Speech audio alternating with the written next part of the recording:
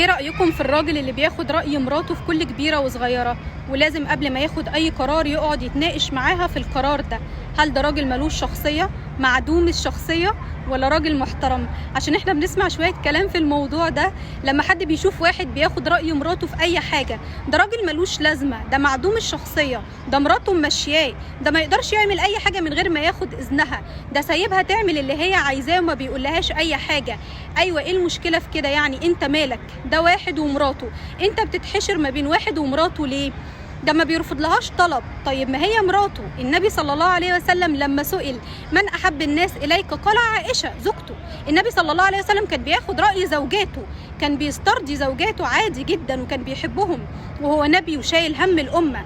النبي كان بيزعل لو حد فكر يجي على زوجته السيده عائشه صلى الله عليه وسلم.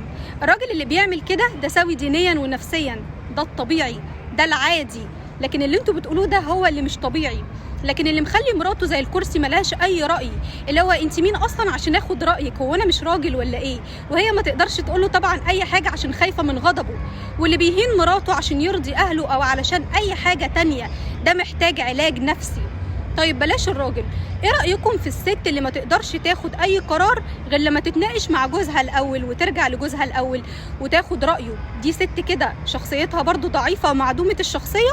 لا، الست اللي بتاخد رأي جوزها في كل حاجة دي ست أصيلة وست محترمة. أصل جوزها بيديها على دماغها، ما تقدرش تعمل حاجة من غير ما تاخد رأيه. لا، دي ست محترمة زي ما قلت، وهو ده الطبيعي. وبعدين زوج وزوجة يعني بيت وسكن ومودة ورحمة وألفة ومشاركة ومشورة في كل كبيرة وصغيرة. فين المشكلة؟ المشكلة عند الناس اللي بتوصف الزوج والزوجة اللي بيستشيروا بعض في كل أمور حياتهم إنهم معدومين الشخصية. المشكلة عند الناس دي.